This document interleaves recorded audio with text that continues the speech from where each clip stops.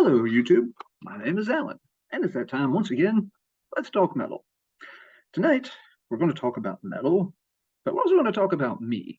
And this isn't like some kind of, ego trip thing or whatsoever, but I want to talk about my history as a heavy metal collector and kind of just get things, lined up chronologically. Watching one of Aaron, the metal theologian's recent videos, he talked about a couple of different people and how they collected, and it occurred to me I've never really kind of laid it out. And when I stop and think about it, some things get a little fuzzy. Some of the details are off a little bit. For example, when I made a video a while back showing some early mail order catalogs that I had gotten from, I had it in my head that I had started ordering new wave of British heavy metal vinyl through specialty vendors in 1993 when I had a full-time job. But when I look at those catalogs, they're all postmarked in 1994, so I was off by a year. This happens as you get older. Younger viewers may not quite understand it yet, but the years pile up and they seem to gain momentum too as you barrel along. It gets harder and harder to remember exactly when things happened. And circling back to Aaron's video, he talks some about his collecting habits over the years, but he also mentioned both myself and Marty over at Heavy Metallurgy, and he was using us as kind of points of comparison, how we both probably collected a little bit differently than he did. But he also qualified it, saying like, I guess that's how those guys collected. It's kind of like what it seems they did, but of course I'm not 100% sure. I'm just like, oh, well, A, that's really cool that, he included me as a point of comparison. But it also occurred to me, it's like, yeah, he really couldn't know for sure if that's how I collected because I've never really sat down and explained it before. Now, lots of it has come out in different videos and different streams I've been on, but it's very piecemeal. It's very jumbled up. It's very out of order. It's a little bit of information here and a little bit there. It's like trying to splice together, the life and times of Conan from the original Robert Howard short stories, because those stories weren't written and published chronologically. They jump around throughout Conan's life.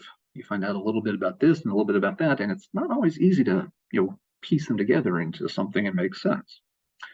So that's what I wanted to do for this video. Basically, if we want to be kind of grandiose about this, we'll call it Professor Steele, Autobiography of a Heavy Metal Collector. And if that sounds bad, just stop the video right now. I'll put something up else next Tuesday. It'll have sound clips, and you can pass on this one. I want to try to keep this relatively short. I don't want it to become, a giant, hours long kind of deal. But yeah, I'm just going to kind of, walk through my history with heavy metal and collecting it, and kind of do it chronologically this time, so folks can see where I was paying attention to certain things, where I wasn't paying attention to certain things. I think it will also explain, some of my likes and dislikes. It will definitely explain some of the gaps in my knowledge base and why I don't know about certain styles or certain periods as much as I do other ones. I'll show some cool artifacts along the way that kind of highlight some of these different points. So without further ado, I guess we should get started. So for me, as a kid, like in elementary school, I was just listening to like mostly my dad's stuff. I would hear 80s pop music on the radio driving around with my mom, but my dad, was a big vinyl collector of 50s and 60s, kind of pre-British invasion stuff. So I was listening to all this stuff like Chuck Berry and singing along to the Dominoes and those kind of things. The golden oldies era of stuff, Elvis Presley and all that. Of course, as you get a little bit older into your teen years, you start looking for more contemporary music to call your own. Like about the time I'm in seventh grade and stuff like that, some of my friends were starting to pay attention to heavier bands. Hysteria and Appetite for Destruction, those were definitely getting on the radar of my peer group. They didn't really interest me when they came out. I was listening to stuff more in the lines of, Huey Lewis, Billy Joel, and still, listening to like a lot of older 50s and 60s stuff. I was starting to pick up some records my dad didn't have. I found Creedence Clearwater Revival and picked up, Chronicle. Stuff like that is, what I would buy here and there, especially following my dad to record shows. And every family vacation, we had to visit record stores wherever we were at. And that's the kind of stuff I looked for. So yeah, it really wasn't until about 89 when I started getting anything remotely heavy. I guess technically the first heavy thing I ever bought, and again, heavy is a relative term here, but it was the cassette single for Great White's Once Bitten, Twice Shy. This, of course, is not the cassette copy, that's long gone, but I got a CD copy of it. Yeah, this was kind of my first sort of pseudo heavy purchase. As a teenager in the 80s, I was, of course, keeping an eye on MTV. This song appealed to me. And again, probably in part because it has that kind of older rock and roll throwback sound. It's a cover song of, from Ian Hunter. And so it kind of clicked with me. I liked it. My sister and I both wanted the album, but this is where I decided I'd be the good big brother. I said, okay, you buy the whole album. I'm just going to buy the single. And I was glad I did. The single has two unreleased songs that are pretty good. The album's not that great. But yeah, that kind of, started to get that door open just a crack. And that would have been in the summer of 99 because I bought it while we were on vacation. But you move through 89 and start picking up, a few more things and paying a little more attention to MTV. And so it's like, oh, yeah, at a Labor Day flea market that year, I bought, the Cult Sonic Temple on a bootleg cassette. I bought Metallica's And Justice for All on a bootleg cassette. They were cheap, so money was a thing. Probably around this time is when I got, the Danger Danger video was on, and yep, that's become a meme for sure. But so getting little things there, but also starting to, again, And Justice for All was there in the mix. I think Christmas that year is when I got, or around Christmas time is when I got Overkill's Years of Decay after reading about it in, some, magazine that was just off the shelf at the grocery store. So it was, getting, into heavier stuff even by the end of 89, heading into 90. For this kind of, early phase, these are the high school, moving into my high school years then. It's learning the basics, and a lot of the basics at that time were thrash metal, Metallica, Megadeth, Overkill, but also branching into metal church, some stuff like that. Death metal was creeping in a little bit here and there by the end of high school. Some kids, I got a Napalm Death cassette. Somebody else had Cannibal Corpse's Butcher. I'm pretty sure it was Butchered by Birth. And at least one kid had a DSI back patch on his jacket. Carcass was a name that was floating around. I would get that right kind of at the end of high school. I would get Necroticism by Carcass. One of the things that really helped, kind of broaden my horizons in this kind of early phase was, this little cassette, which was bought at a gas station in the middle of the night when out, again, traveling around to some flea market or something with my dad. And there's nothing special about this except for I hadn't heard any of these bands before getting this tape. Maybe there's an exception again. Maybe I've heard a Megadeth song by now, but this was my introduction to a lot of bands. It had Megadeth, Anthrax, Slayer, Death Angel, Nuclear Assault. So also some kind of maybe second tier thrash bands included here too, which was cool. The big one for me was it's my introduction to Halloween with one of the tracks from Keeper of the Seven Keys Part 1. Yeah, it's also got Lizzie Borden, Vinnie Vincent, Sabotage, good one there, and closes with Cat.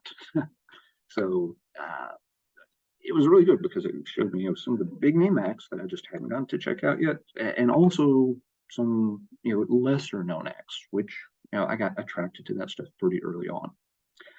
So that's a lot of what's happening there, early years, high school years, looking into, that kind of stuff. So we move on to chapter 2. Transition kind of happens there around 92 and 93, where high school's wrapping up, I'm heading to college. One of the things I found, again, probably late my senior year of high school, was this.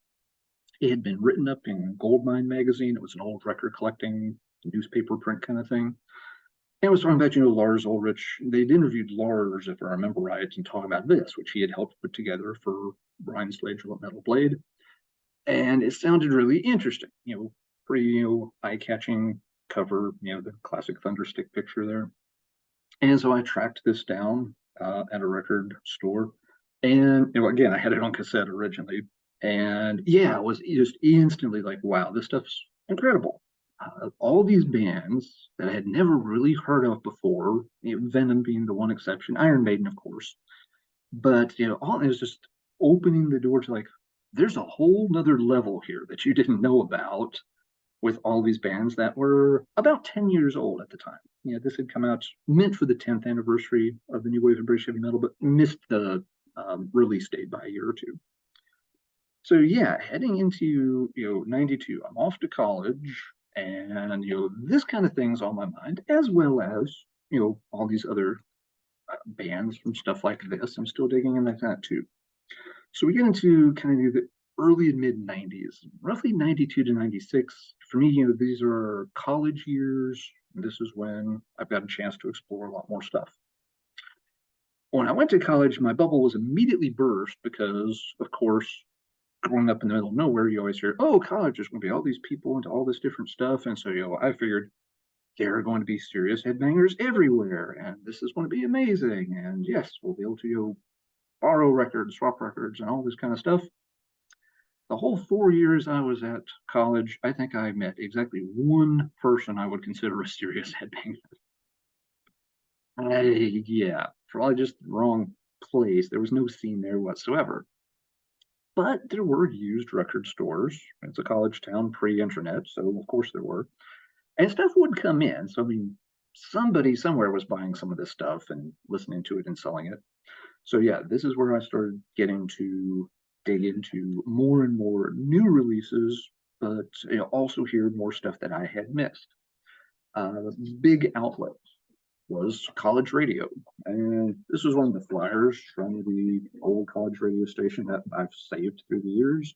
The Metal Storm Show on WBGU, Thursday, Friday, and Saturday night. Most of those nights, whenever I could get away with it, especially if my roommate was, out doing other stuff, I would be sitting there, at my stereo with, blank cassette tapes, recording song after song after song off of these old radio broadcasts. I may still have a couple of those tapes buried somewhere, but I don't have a working cassette player at this point, and I haven't dug those out for years. And I have a suspicion that most of them are probably gone or got taped over at this point.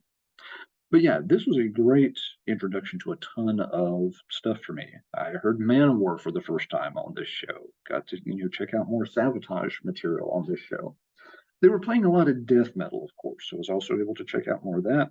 Heard Paradise Lost for the first time. Heard Iced Earth for the first time. So yeah, Metal Storm was a very cool show, and I listened to it religiously, like around 92, 93 into 94.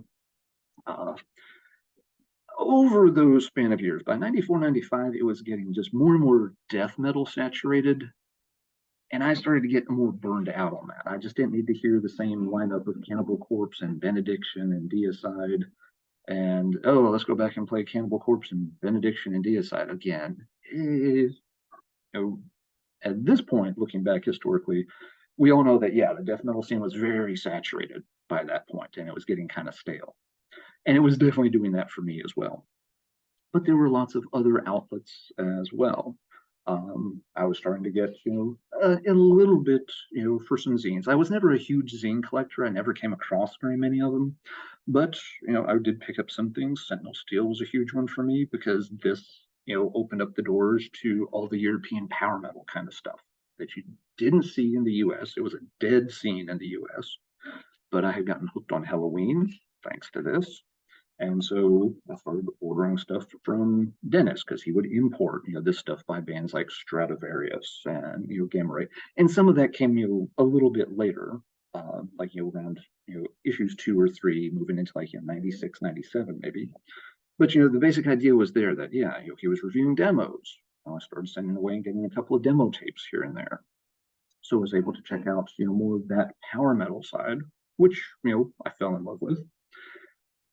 In summer of 94, working all summer again, I started finding vinyl dealers listing, basically like classified ads in Goldmine, where you could, as the send them a self-addressed stamped envelope kind of thing, and they'd send you their catalog, and it was like, okay, he's got this record for this price. Hope it's still there. You call him up and then mail him a check. A couple weeks later, you get your box of records.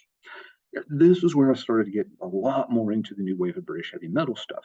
I had been looking for it for the past couple of years, 92, 93, and having very limited success finding it. None of it turned up in the college stores, or maybe you'd find like a Samson CD. Okay, that's something. Going to record shows whenever I had the chance, I'd find a compilation here, or I'd find a Tigers of Pantang album there, and those were awesome. But it was just little breadcrumbs. And yeah, I wanted to really dive in deep on some of this stuff. This is where I was able to start doing that. So that by late '94, early '95, I'm looking for stuff like Desolation Angels, also some Euro metal stuff like Proud, Fire Breaks the Dawn. Getting that kind of stuff out of these catalogs when I had the money for it. Work all summer, would wash dishes on most semesters, work at the cafeteria in college to make sure I had some spending money, and most of it was going to this kind of stuff. It was just like by '94, '95, it's like my money's going to dating or records. And that's pretty much it. So that's kind of that phase. Something that's missing from this phase, I'll mention in a second.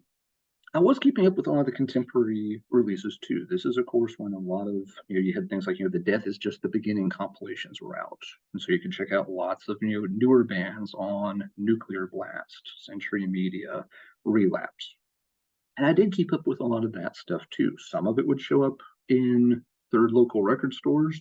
Sometimes I had to special order them. Yeah, I just grabbed this as a good example. Biogenesis, it's an old favorite. Very kind of, typical of, the stuff being released on those labels around that time. And yeah, I was picking up a lot of that stuff too. The girl I was dating at the time liked a lot of that stuff. So yeah, we were digging into My Dying Bride, Biogenesis, and Ethereum and stuff like that, as well as me trying to work backwards with this new wave of British heavy metal. So this is also where I'm kind of getting pulled in two directions as a collector. It's like I want to hear all this old stuff, but I'm also definitely trying to keep my ear to the ground and check out all the new stuff. Something that's missing at this phase, if you're keeping up with the dates, I haven't mentioned black metal at all. Even though, of course, black metal was becoming a huge thing in this mid 90s period, it was not present on the local scene at all.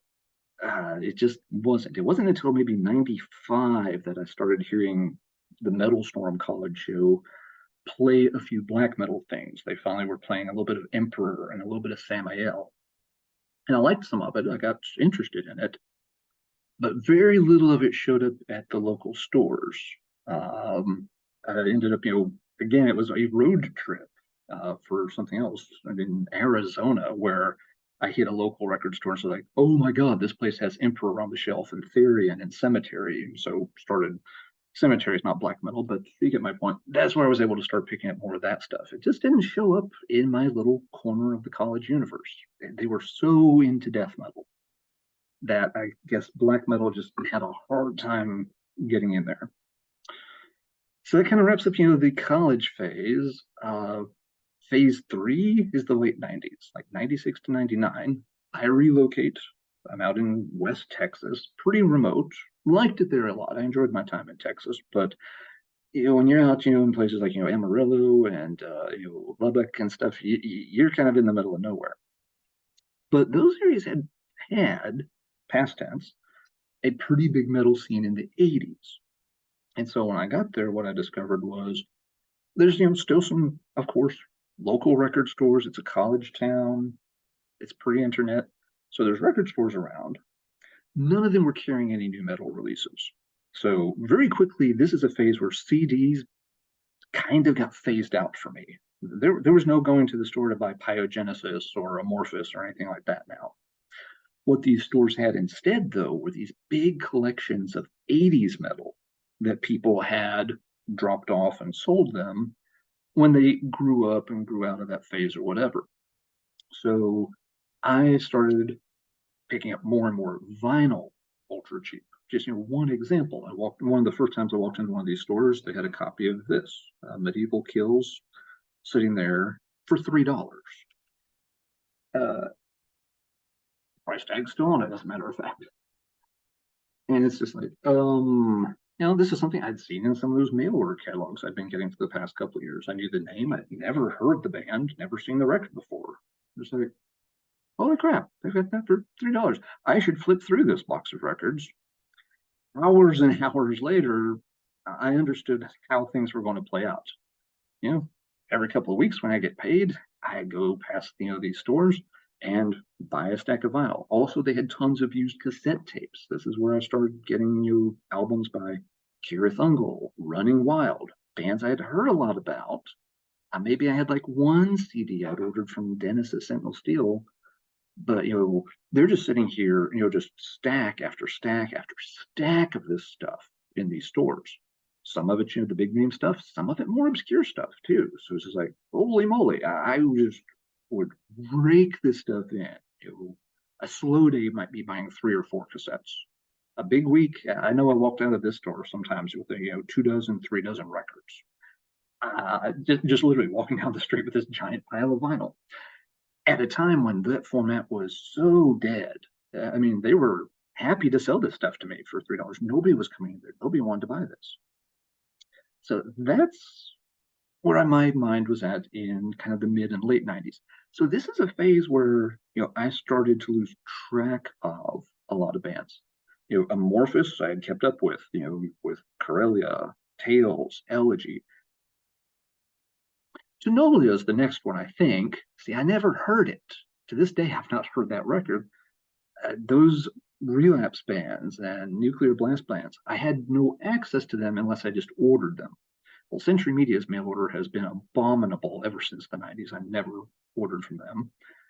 And the other labels, it's like I could order that and wait 3 to 6 weeks or whatever for it to arrive. I can just walk across the street a block and buy 5 of these for the same price as one CD.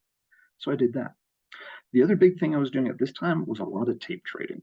This is where I got into the tape trading circuits. This was, again, kind of early phase internet stuff. People would have their own little site on GeoCities or whatever. They'd post lists, and an email address, and you'd contact them and show them your list. And you're like, okay, I want this, this, and this. You want this, this, and this. That's probably going to take about 4 90-minute TDKs, and you'd swap. Got to check out a ton of stuff through those channels as well. Again, all that stuff is long gone. Cassettes are not my thing. I have a couple laying around. I dug up someone in Poland, sent me 2 90-minute TDKs, the gold standard of the era. And they just called them, Voices of the Polish Metal Underground, Volume 1 and Volume 2. And it's just different songs by, all of these different Polish bands. I had never heard any of these before, I don't think. It was just hey, I'll send you a couple of mixes of this if you'll send me a couple of mixes of German power metal or new wave of British heavy metal. Deal. So yeah, I was getting to check out, a lot of what I heard from underground death metal or black metal at that time. It was coming in through this route. It was coming in on cassette tapes. Tons of stuff by, this is where I discovered Armored Angels, a huge trade with a guy from Louisiana. This is where I heard, stuff like Christ Agony for the first time. I got a 90-minute TDK from someone in California that had Burzum, Ancient, and Immortal songs mixed together on it. And I'd sent him a 90-minute TDK of new wave of British heavy metal bands. So that was my exposure to metal in that time. Wasn't getting CDs of hardly any of that stuff. Was having to just get it through the tape trading route. There were a few exceptions. I know I got Emperor's Anthems to the Woke at Dusk when it came out. I don't remember how I got it. I may have had to special order that one from the store, or maybe they actually got that one in because it was a kind of bigger release. That was a very hyped release at the time. All right, let's keep this moving along. Next phase. Get into 99-06, I've relocated back to the East Coast. And here there's a big shift because now the stores I'm at are carrying all the new stuff and they have none of the old stuff. So yeah, all the 80s vinyl and the used cassette days are over. Now I can walk into the store and they've got all the new black metal releases, all the new death metal releases. Anything getting reviewed in Metal Maniacs was likely to be there on the shelf. This is then when I started getting a lot more into black metal. So yeah, really late to that scene. But this is when I had the chance to actually walk in, see it, pick it up, and buy it whenever I felt like it. One of the first times I went to one of those record stores, they had a used copy of Dark Thrones under a funeral. Not this copy. This is a later digipack. And this was one I picked. And it's like, okay, time to check out Dark Throne.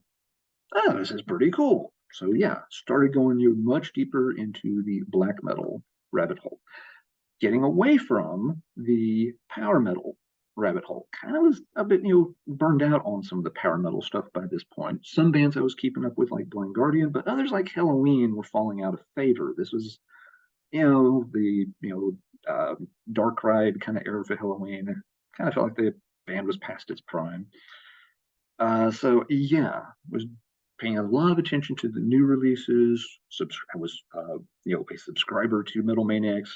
I didn't have to go buy it; it just came in the mailbox every time an issue came out. So I was checking out a lot of the contemporary metal and buying it on CD. Did have lots of used CDs coming too, so I could buy them cheap a lot of times. The other big thing that happens in this window of time, which kind of stretches to about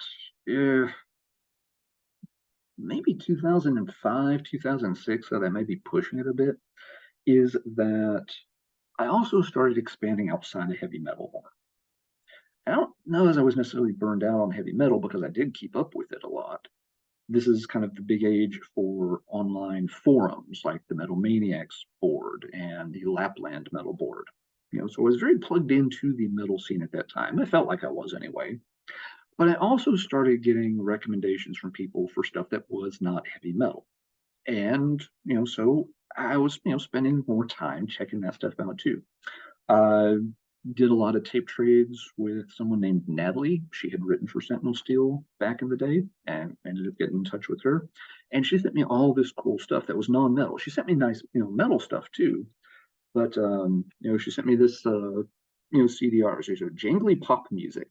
And bands featured on here: The Fix, Mission UK, New Model Army, Killing Joke, Red Temple Spirits, The Church, Chameleons, The Cult, The Smiths, Sad Lovers and Giants, Talk Talk. This was another area I had never explored. I heard, just a couple of these names, but never really dived into them. I had been all metal all the time for the past decade. And she sent me this one, so I was like, wow, a lot of this stuff is amazing. I never dove super deep into this, but I definitely went and picked up, I had a couple of Smiths albums. I got into the Chameleons. I got a lot of Mission UK stuff. I bought one or two Fix albums. Not all of these bands worked out for me. I didn't collect complete discographies. I'm not super huge, all-knowing mega fanboy for them. But it definitely opened up my musical vistas to a lot of other stuff.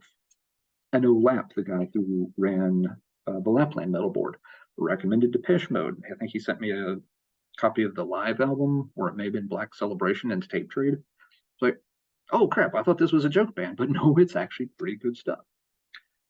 Natalie also sent me a compilation of older 70s stuff. I added the funny little cartoon image to it.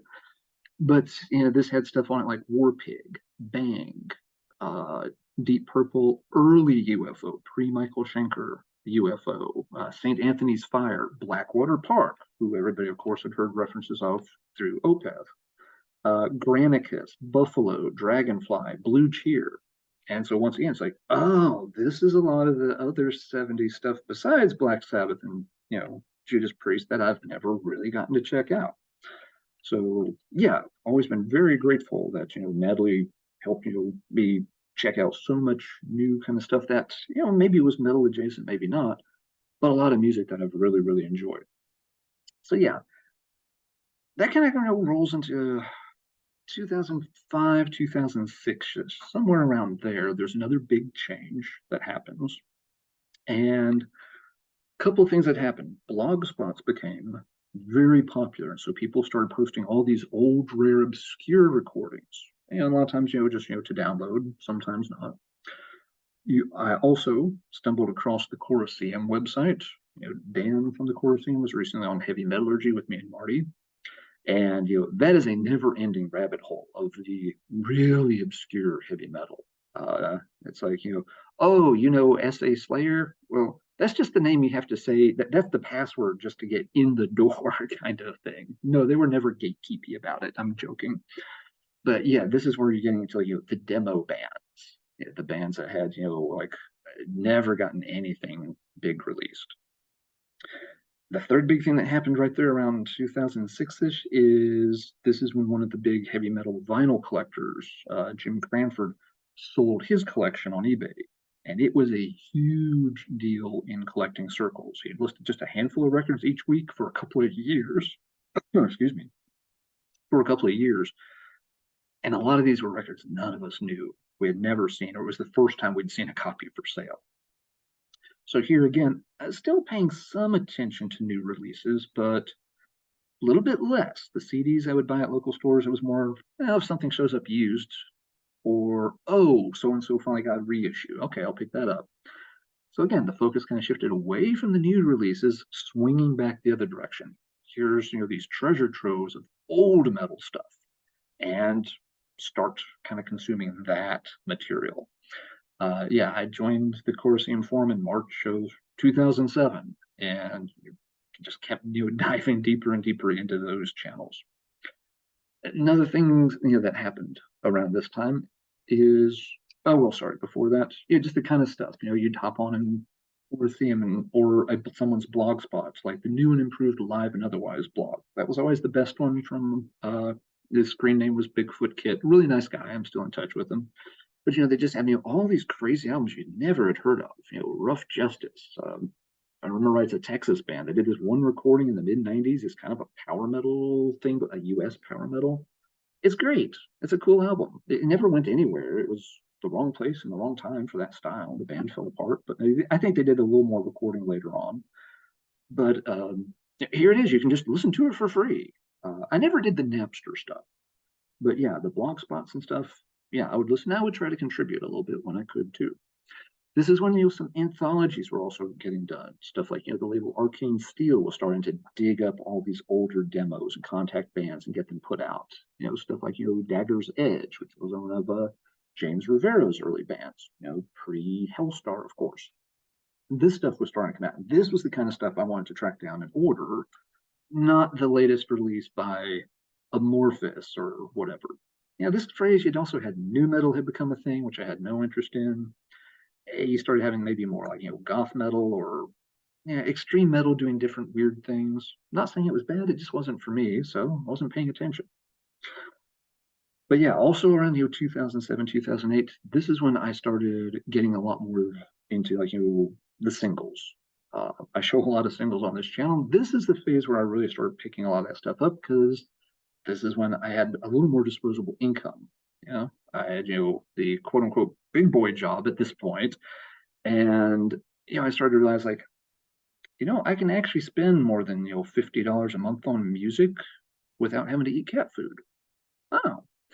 Oh, very specifically, I remember this record had come up for auction. It's like, oh, I'd love to have that. I've always wanted one of those early Pentagram singles, but they sell for a lot of money. I'm bookmarking and watch it. But that little part of my brain said, hey, you remember that paycheck you got last time?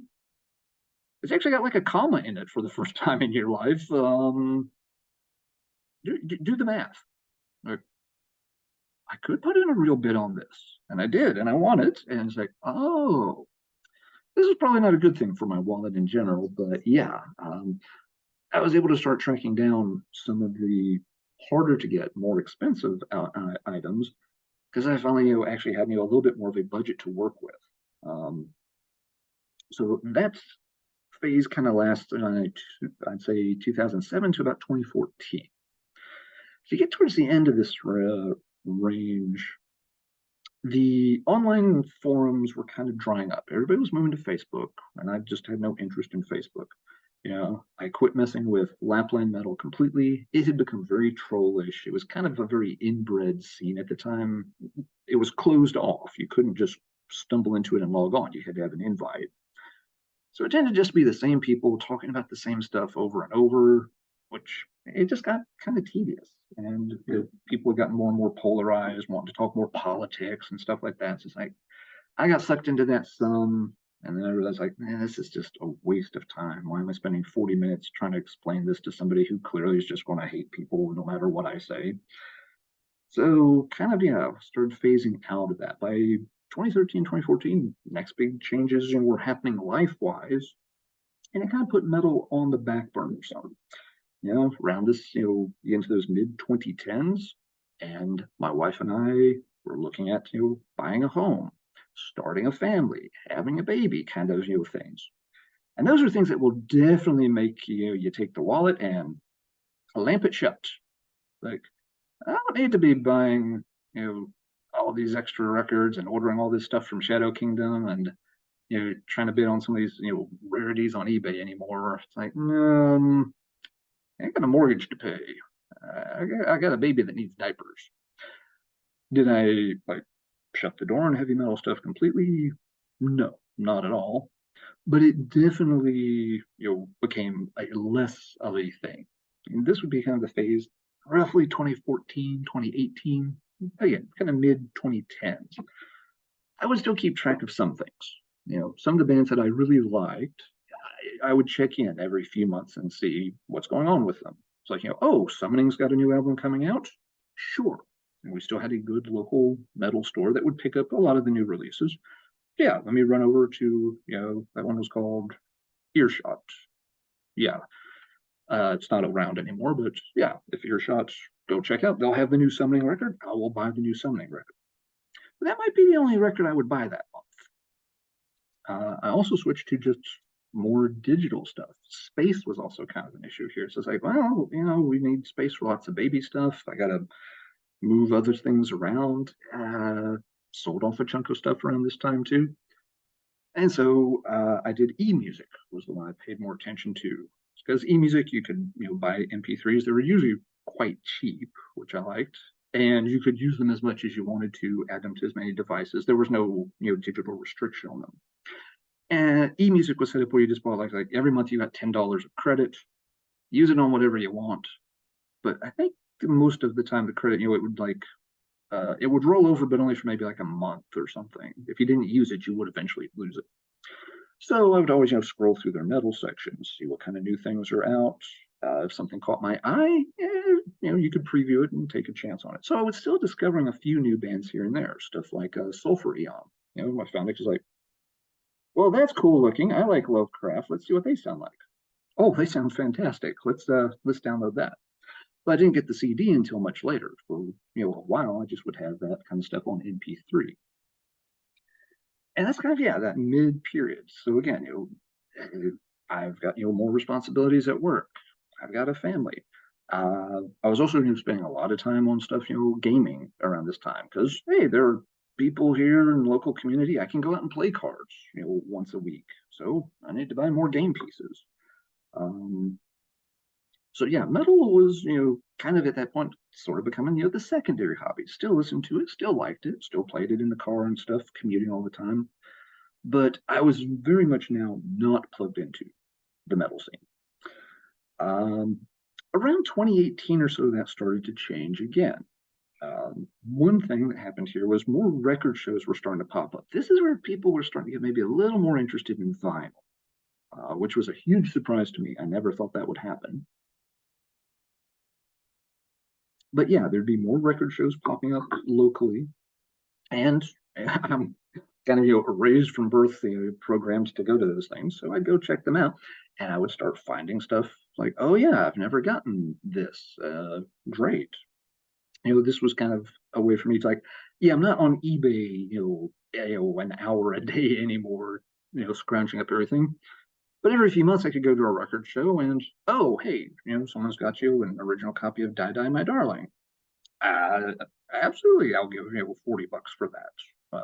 Let's pick that up at the show. So it kind of allowed me to find a lot of good stuff, but it was a little more spread out. It'd be these very specific events where I would find something.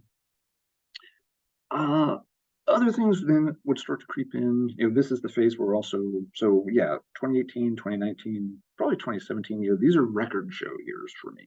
Um, Still not getting a ton of new releases, but you definitely you're marking on the calendars like, okay, just save some money this month and next month.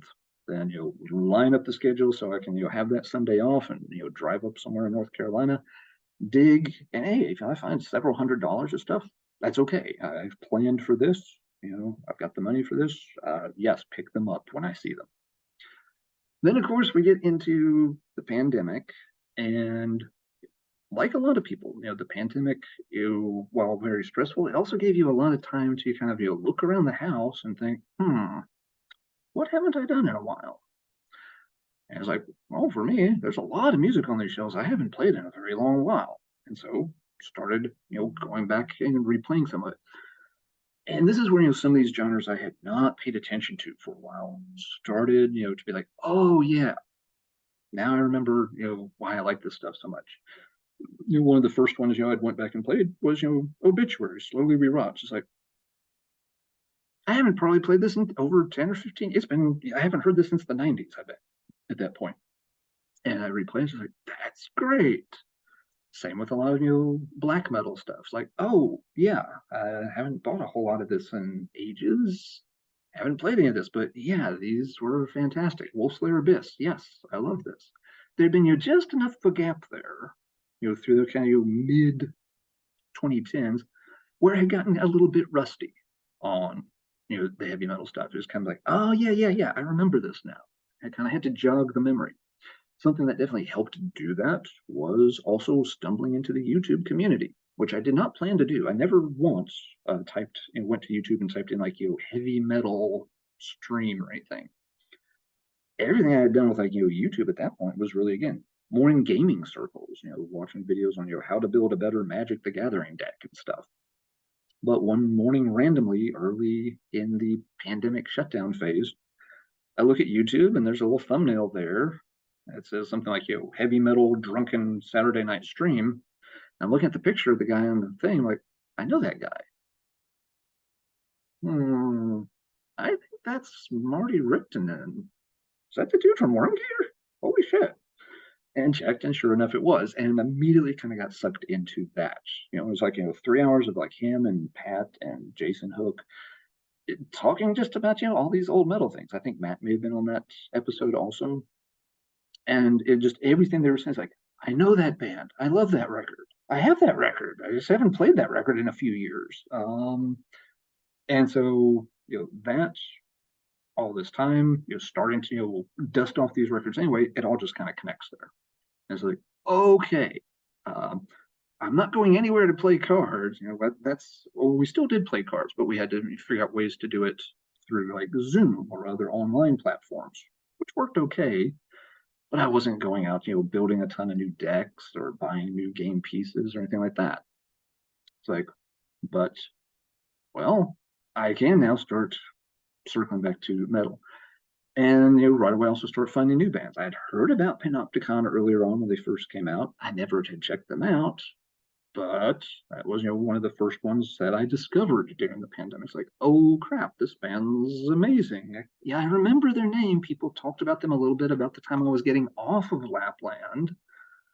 I never circled around to them, and then I hadn't done a whole lot with metal in those intervening years. So that kind of brings us to today, where metal is now back to kind of the number one hobby. I still go play cards, but I don't spend as much time looking up content on that. Obviously I still have job and family responsibilities. I still have to watch the budget pretty carefully, but I definitely feel a lot more connected to what happens in heavy metal than I have through much of the previous decade. And that's it. And I've talked longer than I meant to. Sorry for that, but that is my heavy metal life in a nutshell. If you enjoyed this, that's great. Maybe it provides some insights. I think it will explain some things like why I don't know as much about that early and mid 2000s metal scene. When that new wave of traditional heavy metal was getting started up, that's a period where I wasn't paying attention to a lot of new releases. My nose was buried in the Colosseum at that time, so I missed a lot of the enforcers and portraits and stuff like that. Yeah, that's why sometimes I'm not as I don't have the super deep death metal collection. It's because I got sick of it by 1994, and it was, a solid 20 years or so before I really revisited it and started to enjoy a lot of it again. In between, I was moving through all these other styles of music and genres. So that is it. Let's wrap this up. Um, I'd say usually at this point, let's talk metal in the comments below. I don't know what there is to say on this one. I'm not going to ask you to share your own heavy metal biography in a YouTube comment. That's asking a bit much. But let's approach it this way. Were there certain time periods where maybe you did get less interested in metal? That was one of the points Aaron made in his video, that he had gone through phases where metal was out and he was into more of the reggae stuff. Have you kind of had periods like Aaron did or like I did, where metal kind of got put on the back burner and why you had to focus on other things? What was it that triggered you to get back into metal? Was there just a friend, an album, something that happened? You're like, oh yeah, now all of a sudden metal's back to the front. With that, let's wrap this one up because it has gone on a tad longer than I wanted, but I hope some folks enjoyed it. It's been fun for me to kind of just again try to get the pieces lined back up on when things happen and when some of these transitions occur. It's been an interesting journey, and at least for the time being, the journey continues. Until next time, everybody take care, and as always, keep banging your head.